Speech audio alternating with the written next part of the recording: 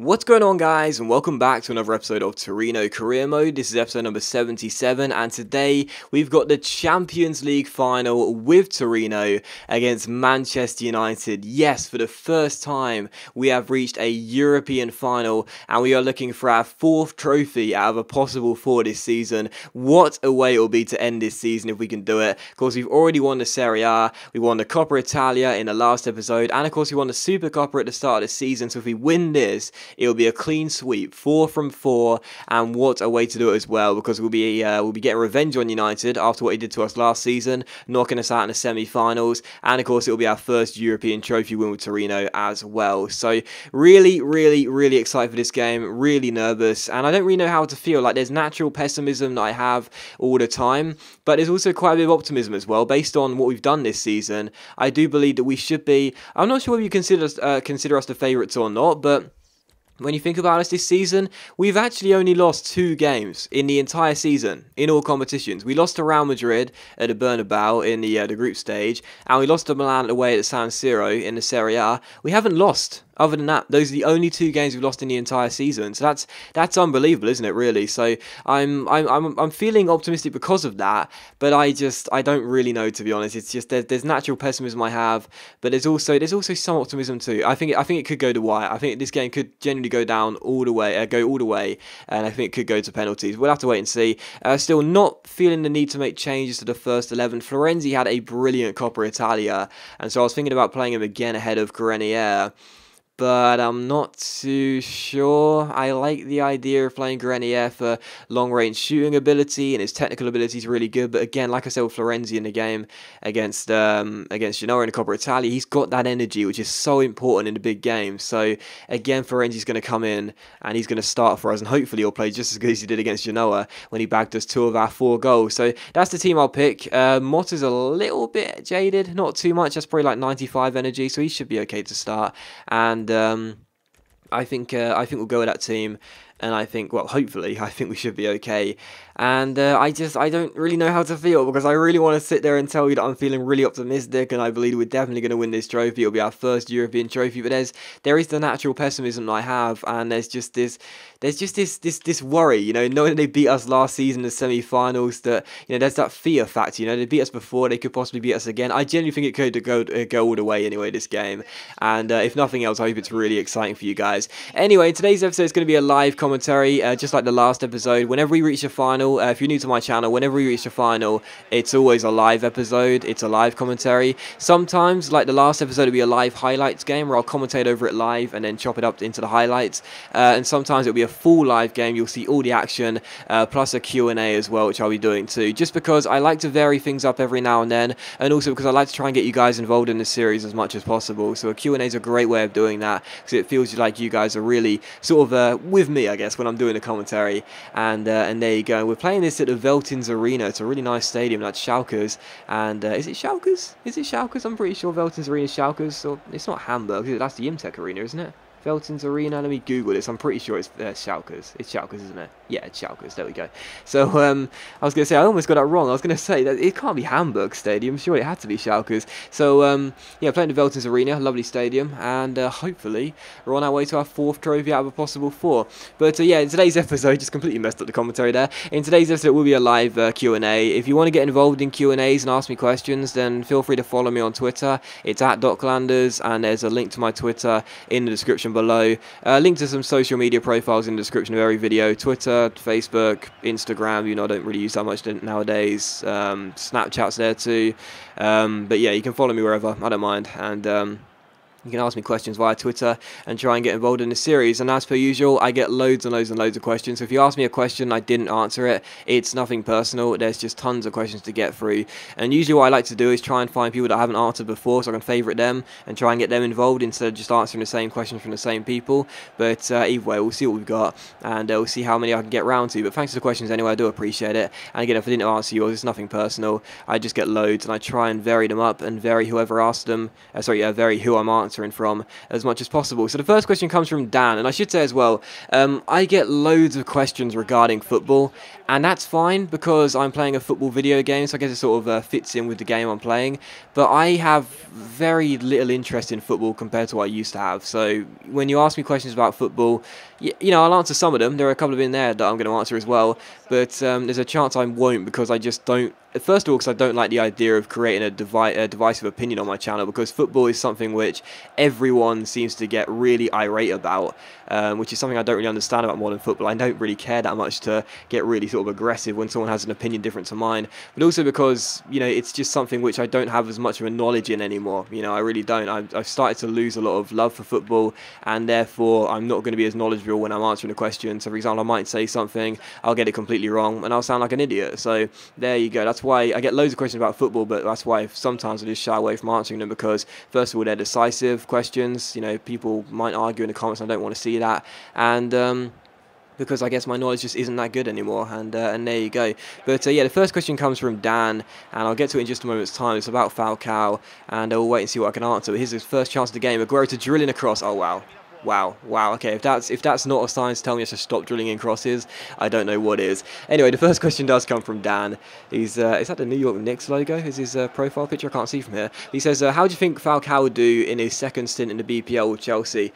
To be honest, I don't know, first and foremost, because I can't predict the future, but I don't know. Like, with Falcao, it's a bit of a shame, because the criticism he got last year was really, really harsh, because I think a lot of people forgot he had a serious injury he was recovering from, and he was never really match fit. Like, whenever I watched Falcao, he never seemed fit for United, and I don't know whether that was a case of him not upping his intensity in training, or, you know, being careful of not overdoing it as in order to not exacerbate the injury problems he had. But whatever it was, he just didn't seem right at Manchester United. He never seemed fully fit, and he just looked legged. He just looked tired, you know. And I hope he does succeed at Chelsea, because, you know, I never like to see a great striker like that struggle post injury, and, you know, just in general struggling after the years they had, which were really good. Falcao in his prime, you know, going back a few years now, but Falcao in his prime, Porto, you know, late Porto, early Atletico Madrid years, Falcao in his prime was one of the best strikers in the world, and there's no doubt about that. You know, his goal to game ratio was superb, and he was an awesome technical striker. He was really, really good to watch, and, you know, now he's now he looks like he's struggling a little bit. Obviously, the injury has been the main reason as to why that is, and it's always a shame to see that. You know, I feel the same with Torres as well. When he left Liverpool, went to Chelsea, it was a shame watching him struggle so much. You know, there's a great chance for Motta to cut inside and shoot, good block, and that's going to be cleared away, isn't it? And there you go. So yeah, it was the same with Torres when he struggled so much. It was painful to watch. You know, because he just kept on thinking about when he was in a Liverpool jersey and just banging him in left, right, and centre. It was painful to watch him miss and get nowhere near back to the form he was back in his old days. So hopefully Falcao will do well at Chelsea, and hopefully he'll turn it around, but I'm not too sure whether he's seen his best years or not. The pessimism inside me believes that Falcao's best years are way behind him, but hopefully he will do well, and hopefully Mourinho will get the best out of him, just because I want to see him do well again. And there you go. Because I never like seeing players do badly, you know, like I really don't. I don't know why it's such a common thing in modern football nowadays. You know, so many football fans seem to enjoy watching players just play really poorly, and that's never been something I like to see. I always want to see players do well, you know, but I don't know, maybe that's just one of the reasons why I'm losing sort of touch with football. I don't really feel like I'm the same as most fans, but anyway, there you go. And I'll get to the next question in just a moment's time when Sasha wins it back. Already we've won the ball back a few times in dangerous areas and got a chance to go on the break and try and carve something out. But here's Motta on the ball. You can see Shalanoli down the right hand side. Good ball there. He can try and turn Luke Shaw if he can. Go on, Shalanoli, you've got this, mate. You've got this all day. There we go. Oh, I know, it's a good tackle. And there you go. So the next question comes from you'd have to forgive me as well. Got a really dry throat right now. Comes from Joe, and Joe says, how do you think EA will deal with coin selling in FIFA 16?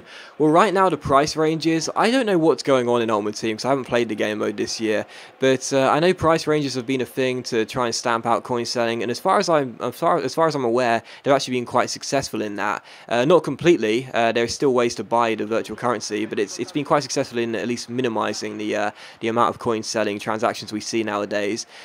So I don't think they're going to remove I don't think they're going to remove price ranges. I think that's here to stay now.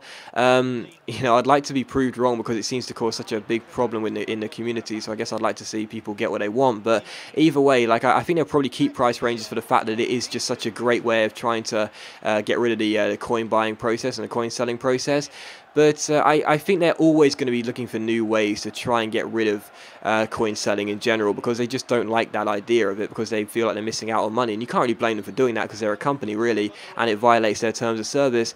But, you know, for me, I always feel like with EA, it's like it's a double standard. Like if you're so irate about coin sellers and you don't like the idea of them existing in your game mode, then you should try and, you know, sympathise with the fans of the game that think that FIFA points are way too expensive, which they are. FIFA points are way too expensive. So, like, I wouldn't have a problem with EA doing what they're doing by trying to remove coin selling in general.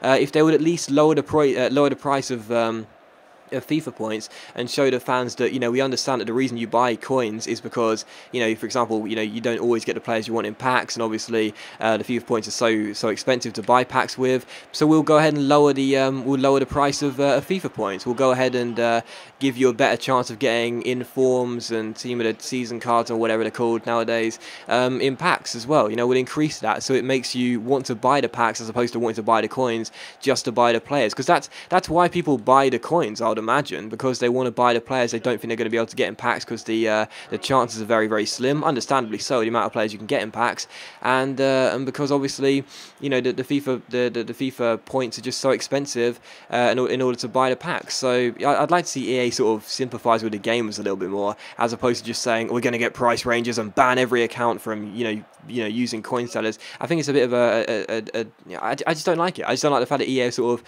basically just, you know, try to just get rid of any sort of responsibility. You know, I think it's EA's problem why people go and buy coins, you know, as opposed to people just doing it because it's an easier alternative. I think it's because it's a much cheaper alternative and a much more enjoyable alternative, I guess. But there you go. We'll have to wait and see. But I think they'll keep price ranges anyway. I think they're going to keep that, and we'll have to wait and see. They'll probably do something new as well to try and get rid of coin sellers. But again, I think the responsibility should lie with them, personally speaking, and they should be looking at trying to reduce the price of FIFA points and also improve the chance of getting something good in packs.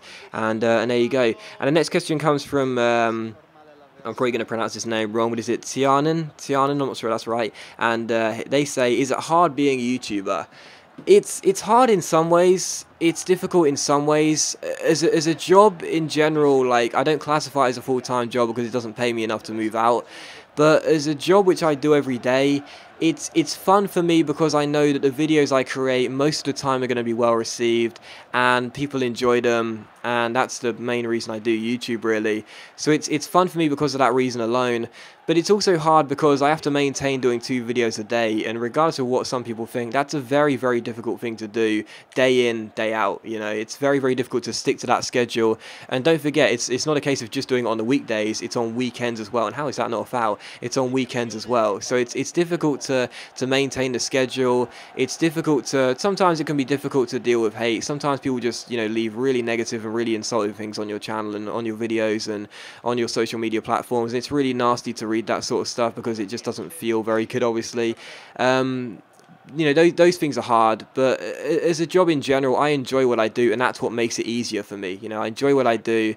I enjoy making the videos and trying to entertain you guys, trying to be there for you guys and be as reliable as possible for you guys, and that's what makes it, you know, enjoyable for me. So even though it is hard in some stages, it is enjoyable because of those factors, because I enjoy it and because I know the videos I make are sometimes, you know, enjoyed by you guys. And there you go. And it's Florenzi on the ball. Great chance of Florenzi, cuts past Chris Smalling. Can he shoot? Oh, it's off the bar, and Luke Shaw's going to get the ball away. Pretty poor first half, in all honesty. It's been more about us trying to dominate possession, but off the bar from Florenzi there and cleared away by Luke Shaw, so almost making it 1-0 as Gabbiadini gets on the ball, whips it across to the far post. Florenzi goes for the header, and he has a simple catch.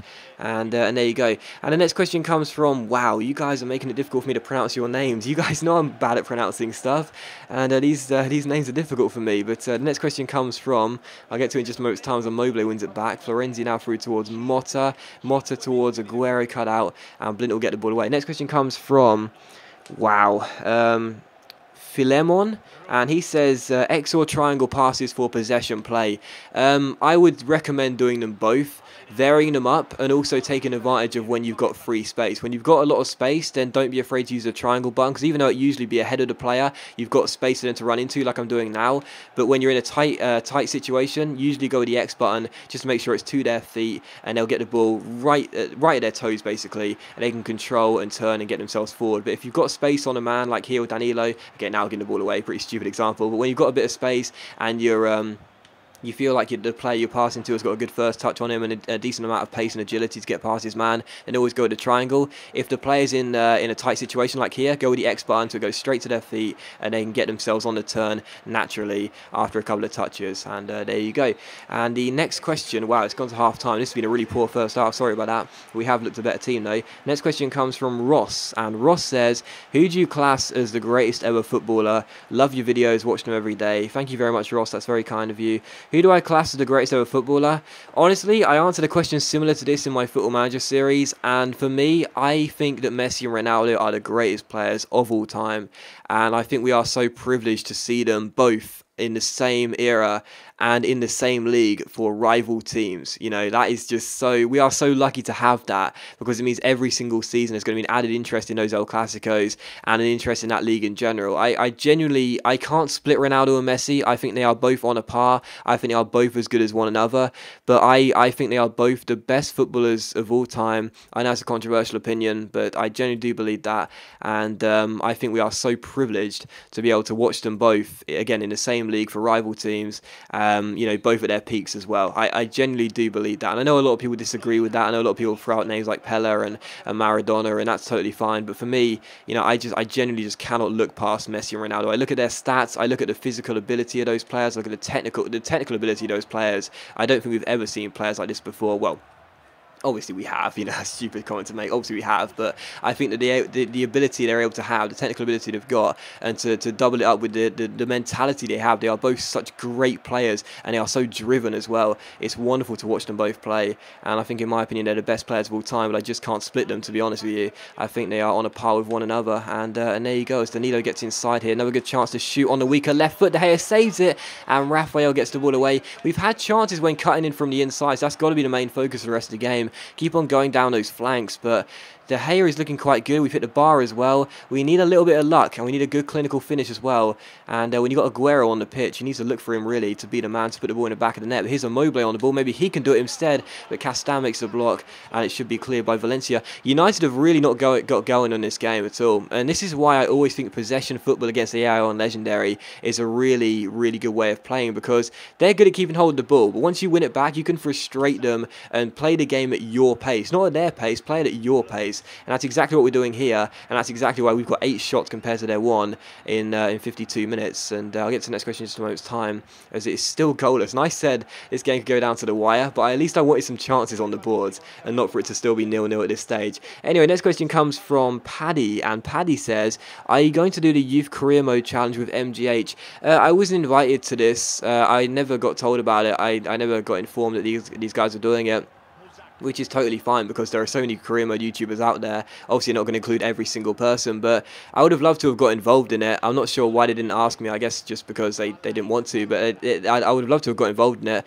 But I think all 3 of those guys are really awesome guys as well, and I hope that this series is really going to influence Ches and Chani Sports in a really positive way, because I genuinely do believe that Ches and Chani Sports, they've got less subscribers than me, but I think they are both just as good as me, and I think they deserve to have the same amount of subscribers as me, if not even more. I would put, like, MGH in my opinion is the best career mode YouTuber. I think that's obvious, but for me, in my opinion, I think Ches and Chani as well are severely underrated, and I hope that the series that they're running as a trio does really impact their channels successfully, because they deserve it, man, seriously. Both Ches and Chani, how they're not on 100,000 subscribers right now is beyond me. They are such great YouTubers, and they deserve to get more recognition, so hopefully the series they're running with MGH is going to help them massively, because they totally deserve it. I think all three of those guys are really cool guys. I've only spoken to them via Twitter and Skype, but they've all been really, really nice, and I think they're great guys. And hopefully that series works out for all three of them, but obviously in particular Chani and Ches, so they can get some more exposure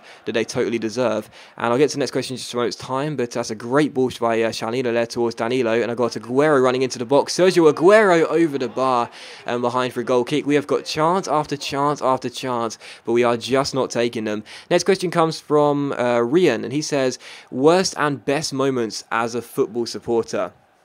I don't know, probably, I think it's a difficult question because I think, I don't really know what the worst and best moments would be, but I guess, come on Aguero, it's got to be 1-0 surely. Yes, get in. Finally we take the lead in this game after so many chances. I guess the worst moment would be something which was just like really, really heartbreaking at the time, and that was our 3-2 defeat to Scunthorpe in the League One playoff final back in... wow, 2009, I think it was. And the best moment would probably be the League One playoff final win, funnily enough, against Swindon the year after, when we beat them by a 0-0, and Robbo scored for us. I think I was on the stroke of half-time, I think that was. But anyway, yeah, those are probably the worst and the best moments. Losing a playoff final, that was just gutting, because it was such a great game.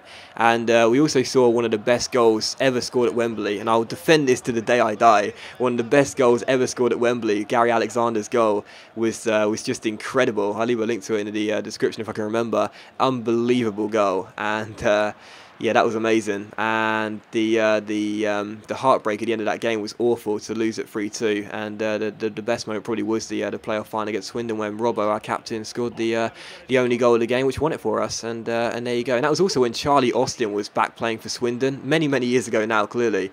And Charlie Austin was playing for Swindon, and he got played through on a 1-on-1. And he was such a great young striker back then, really hot prospect in English football. And he missed an absolute sitter, and it was just so like you genuinely, like, despite being a Millwall fan, I actually felt really bad for him because it was such a great opportunity, and he missed it so badly. And it was just really surreal because, like, when he went forward 1-on-1, like, the mood from the Millwall fans, like, everyone just thought it's over now, he's going to score. And how he missed it so badly, I think he might have took a bobble on the pitch, but he missed it so badly, and it went wide, and I actually felt a little bit sorry for him despite being a Millwall fan. But either way, glad we won that game, and those are probably the worst and best moments as a football fan. And there you go. I'll get to the next question in just a moment's time. We are still 1-0 up, and Manchester United have got to start throwing bodies forward now because they are trailing. They are trailing, and they have not done enough in this game at all. That's a great ball through towards Mata, though, and Mata does indeed equalise. And just like I said, they need to throw some bodies forward, get themselves some chances. They get one there, and Juan Mata scores. So that's really been one of their first proper chances. And Mata puts it past Bernie and into the back of the net. So the former Chelsea man putting it past the goalkeeper Bernie, who I think might actually be a little bit disappointed at his near post there. It's on Mata's weaker right foot. Did it take a deflection off Masaccio? Not sure it did. And I think Bernie is near post. The goalkeeper of his ability should be doing better than that. But regardless, Mata equalises. We're back on level terms now. And it is 1-1 with 20 minutes to go. And if we don't go on to win this game in 120 minutes, or well, 90 or 120, however the game finishes, we'll be very disappointed because we have played much better. And there you go. As Alexandro gets on the ball, we're going to let fly from range here with Alexandro. Why not? And that's why I shouldn't have done that. and there you go. And the next question comes from, where are we? Just going to go with my phone. Lucas. And Lucas says, any chance of you playing something else than FIFA in the future? Interest in other games? I'd like to. In my FM episode on Friday night, I briefly discussed the possibility of playing other games just to try and get some, just to get another sort of dimension to my channel, really, and try and get some more interest into it to attract new subscribers. But I'm not really too sure because there aren't many other games that I'm good at playing. You know, like first of all, I don't really get the time to play other games. FIFA, like I turn on my console literally, 95% of the time just to play the game for YouTube, which is FIFA. So FIFA, for that reason alone, is the main game that I'm, if I would like to say I'm good at the game, is the one game I'm sort of good at, if you will. So, 2K, for example, I only get the time to play like 2K like once every week or two, for like an hour. That's generally like the only time I get to play the game, but I'm just rubbish at it. Like, a lot of people have asked me about 2K and said, why don't you do like a My Career section on 2K? That would be fun to watch, but I am just so bad at 2K. Like, as much as I love basketball, I am just so bad at 2K. It's ridiculous. It's actually quite embarrassing, but because I'd like to think I'm quite good at a game where I know the sport, if you know what I mean, but I am just absolutely atrocious at it, and that's why I don't think 2K will be a fun fun game for me to play and for you guys to watch, because you'd just be watching me, you know, tossing up bricks shot after shot.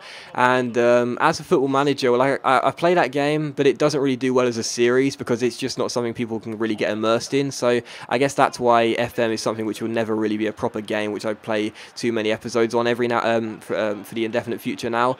And as for Call of Duty, like, that's the only other game I could think of possibly playing for YouTube, you know, Call of Duty. But I'm rubbish at that as well. Like, I'm genuinely rubbish at most video games. I've been playing video games for years and years and years, you know, since I was still a really young kid.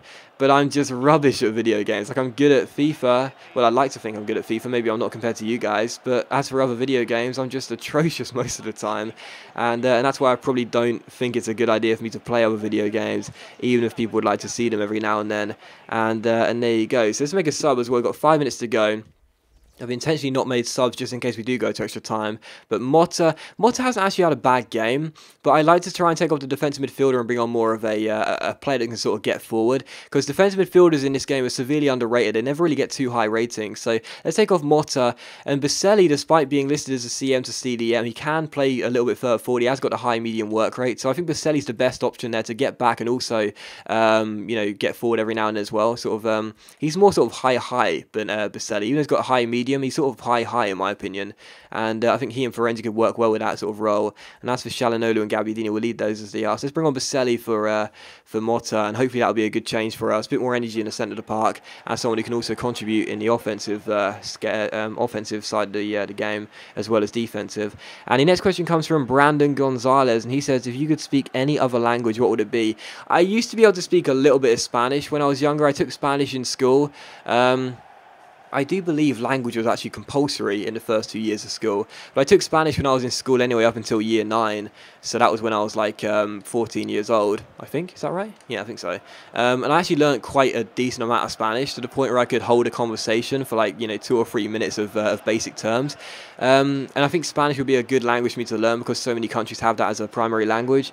So if I could learn any other language and speak it flawlessly, then Spanish would probably be it. I did start actually learning Spanish again. I downloaded an app called, is it called Duolingo or something like that? You guys may have heard of it from the App Store. Oh, Aguero, get in! 2-1, Sergio Aguero heads it in, and come on now, 2.5 minutes to go, take the lead again. Aguero banging it in, or heading it in, and getting his second goal of the game. I'm so glad I signed this guy. But yeah, I downloaded an app called Duolingo, and I started learning a few Spanish terms again, and I was refamiliarizing myself with the language, but I just sort of gave up after a while. But either way, Spanish would probably be the language I'd learn if I could, and also maybe Portuguese as well, because I'd like to visit Brazil one day, and that would be good for that. But there you go. And Aguero makes it 2-1. Get in. I am so glad I signed this guy in place of Paulo Dybala, man. Like, seriously, he has been so good since coming in, man. Like, seriously, because when you think about 8 goals in the league since January, you may think that's quite poor, but he only played 13. And in the Champions League, he's got a healthy helping of goals too. That's now his 4th, I do believe, for us. So yeah, I really do rate Aguero. What a signing he's been to replace Dybala, and he may have won us the Champions League as well. And if you remember, when Aguero came in January, I did say he could be the difference between us winning Champions League titles, and it looks like it's going to be the case. It looks like that is going to be the case. I don't think that's a direct quotation of what I said, but I said something similar to that, and it looks like that may be the case, as he scored both goals in this game, and we look as though we are on course to win it now with just a minute to go. Aguero's late goal, get in, as Benassi's tripped up by Fellaini. How is that not a free kick, ref? How is that not a free kick? That had to be a foul there, surely. That's a great ball inside. Valencia, you must be joking! It's 2-2, but the flag is up for offside, and it's not going to count. I was going to say, if they scored from that, that must have been a foul on Benassi by Fellaini there, surely. But it doesn't matter in the end, because Valencia's offside. Alex Sandro stepping up at the right time. Well done, son. Well done.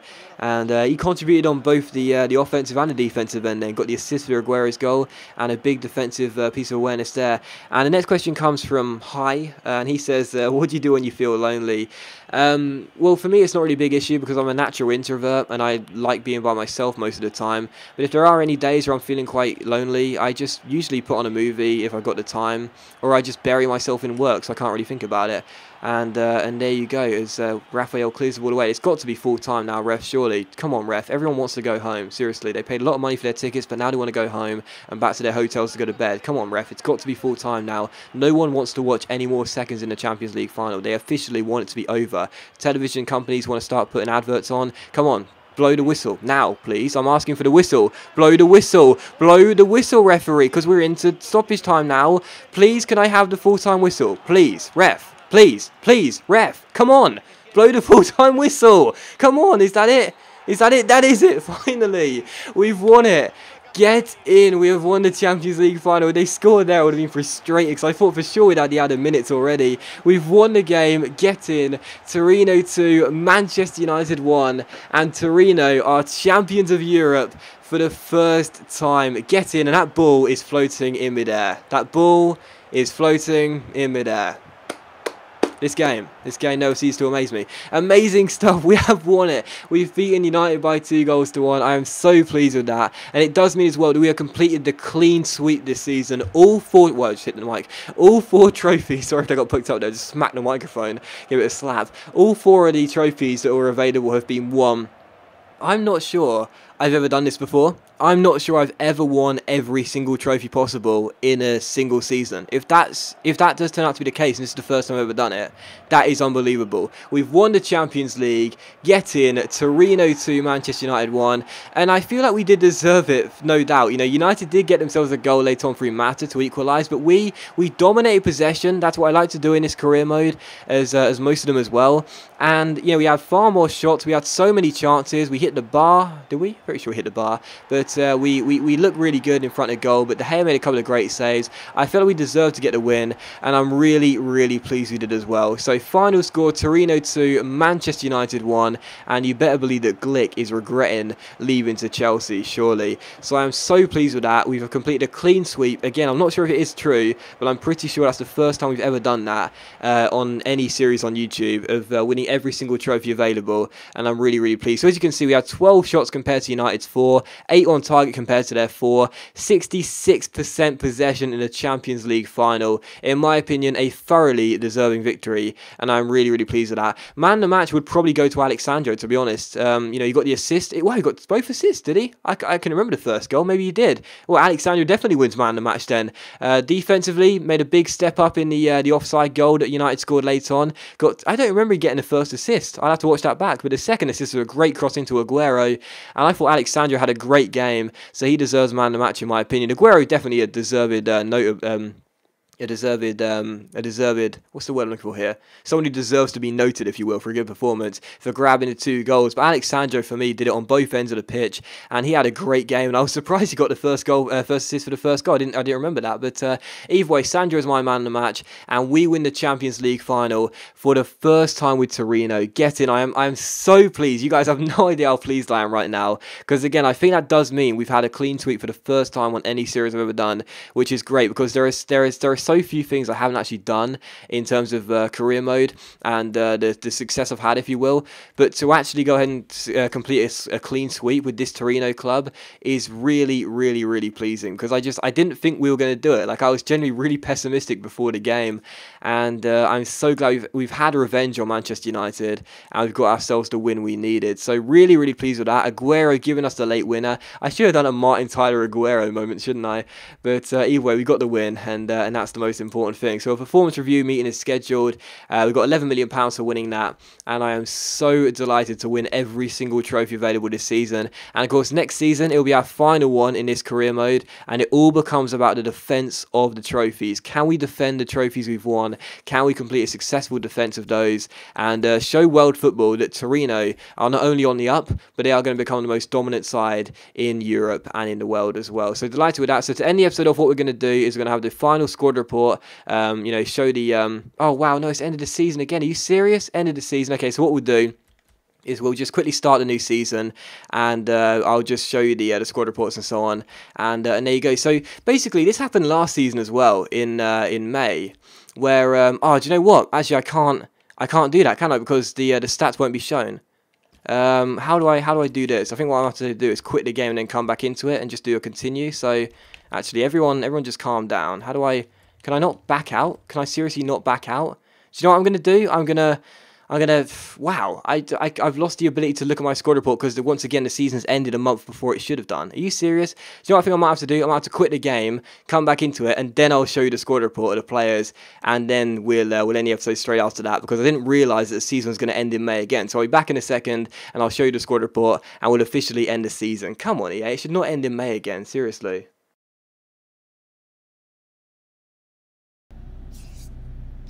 Oh my goodness, this game. There are so many problems with it. It's just absolutely ridiculous. When the going gets tough, the tough get going, the going gets rough. Okay, so here we are, guys. We're into the season again. I must have just sped up that footage to show you guys. But anyway, the season's officially ended, and this time I'm not going to press X because I didn't realise that the season would end in May again, as opposed to when it should do, and that's ending in late June. Anyway, so let's have a quick look at the squad report, show you how the players did, and whilst I'm doing this, I'm going to go ahead and answer some questions too, just to get around to a couple more, and there you go. So whilst I'm doing this, I'll answer one more question or two more questions, and the next question comes from Laurie, and he says, who are your favourite FIFA YouTubers? For me, my favourite FIFA YouTuber, without doubt, is Spencer. He actually followed me on Twitter a few days ago, and I had like a genuine fangirl or fanboy moment when he followed me on Twitter. I was like, oh my god, it's Spencer, I watch his videos all the time. So that was awesome when he followed me, and I was really pleased about that. I'd love to actually to work with him one day. I don't know if he'd ever want to, but it'll be amazing to work with him one day.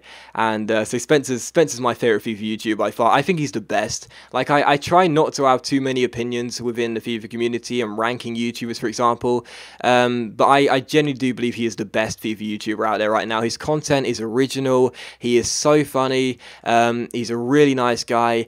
The only negative criticism I could give him is that he's a West Ham fan. I mean, that's so annoying, but no, he's a great YouTuber, man. Like, he's really awesome. He's a nice guy. He's driven as well. He's really driven. He wants the best for his subscribers too, and he's a great guy. And Spencer for me is my favorite FIFA YouTuber. But also mentions to Kazooie. I like watching Kazooie because his gameplay is absolutely insane. And for me as well, I do like FIFA Rally as well. I used to watch a lot of FIFA Rally, not as much nowadays because I don't have the time. But FIFA Rally is an awesome YouTuber as well. But there are so many. Like Chris MD is a great YouTuber too. And there are loads of great FIFA YouTubers out there, but Spencer would be my main one, and there you go. But Nep as well, like I like watching Nep, and not just because I knew him personally, but I like watching Nep too. I think his videos are quite cool to watch every now and then too. But yeah, Spencer would be my main YouTuber, and there you go. So we're looking through the stats of the players right now. Just look through the attributes too. I think most of the players this season worked out really, really well for us. Only a couple were, a little bit sort of disappointing, if you will. Cater wasn't too bad, 5 goals in 17 games, but I don't think he's going to stay here past next season. Lucas is coming in on a pre-contract. He's gone back down to his original rating at 76 after going up by 1 when we signed him, and of course that injury sort of ruined his end of season. So I think Cater will probably get sold next season with the introduction of just said his name, Lucas, and there you go. But Aguero, like, you've got to look at this, man. Seriously, he came in January.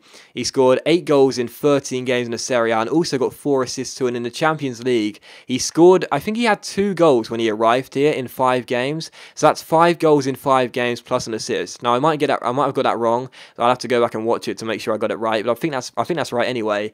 And that's pretty impressive. Don't forget, 1 game in the CIM Cup, grabbed 2 assists as well. I think Aguero for £45 million, replacing Dybala for £66.6 million. For me, that was an awesome signing, and I was really, really pleased with how he worked out. Çalhanoğlu was a little bit disappointed in the second half of the season. He got off to a great start, and he was a little bit subpar, but Çalhanoğlu was still one of the best players in the team.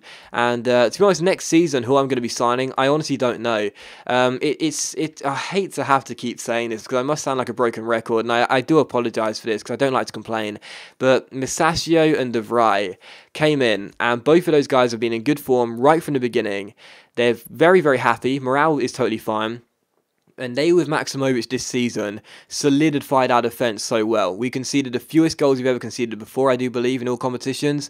And we only lost twice this season. We only lost twice this season in all competitions. These guys are a big part of that. So you'd think, with them being in their mid-20s, good form, very happy morale. You'd think they'd grow some ratings, right? No, obviously not. And it says they've got 6.5 and 6.8, but I honestly believe the defensive players in this year's FIFA is criminally underrated and criminally undervalued in terms of the rating system. But either way, it's been a great season regardless, and I am so pleased we have gone ahead and won all 4 of those trophies and completed a clean sweep. So to end the episode off, what we will do is just quickly show you the final league table again, and all the competitions that were played to, who won what. TIM Cup was us. Who won the Euro League this year? Who won the Euro League? It was we won the Champions League. Who won the Euro League? Who is it? Let's guess. I'm gonna go with Spurs. Oh, it was Ajax. It was Ajax. Just pressed X, L2 by accident. Sorry, R2. So Ajax won the Europa League, and there you go. So yeah, we are going to end this episode there, guys, because I can't think of anything else I need to do or anything else I need to show you. The budget, as you can see right now, let's just have a quick look at the budget and see what it could maximize and be. What it could be a max for transfer and wages. So maximum transfer budget is £34.1 million. Maximum wage budget is £657,000. So let's split it at 50-50 as we usually do. And as you can see, 17 million and 328 grand on the wage budget. So next season, I'm hopeful of getting a budget of around 30 million pounds. I can't actually remember our initial budget this year. I think it was about 22 or something like that. But hopefully next season is going to be about 30 million. We've got a good amount of money in our kitty right now, and I would like to think the board will reward us as well after a couple of great objectives. So our objectives this year were to win the league title, which we did. Whoops, I'm in the wrong section, aren't I? They were to win the league title, which we did. To win the cup, which we did, and in Europe to reach the quarter-final, and of course we won it. So hopefully the board should be very, very happy and reward us with a bit more money. But it is going to end the episode, guys, so thank you very much for watching the video. I really hope you have enjoyed it. If you have enjoyed today's episode of Torino Career Mode, then please do leave a like. It's much appreciated to really help my channel out. Apologies if I sound a bit tired. I didn't really get much sleep last night, and that's one of the big reasons as to why. It's now 11 PM at night. I've gone through the entire day, and I've just been absolutely exhausted, you know, like really exhausted. But hopefully you enjoyed the video regardless. If you did, then please do leave a like. Sorry about the ending. Sorry I had to speed it up and go back into the game, but I didn't realize that the game was going to end in May again. And there you go. Hopefully you enjoyed the video regardless. If you did, then do please leave a like. You don't have to leave a like if you don't want to. I totally understand, but I would appreciate it, of course, and it does help the channel out. But thanks for watching the video anyway. Leave a like if you enjoyed, and I'll see you for the next episode of Torino Career Mode very soon, where we'll be starting the new season in June again, before a transfer window with Torino, where hopefully in our final season with Torino we'll be able to defend all 4 of those trophies and show the world of football that we are the best side in Europe right now. Come on, Torino, let's start the new season.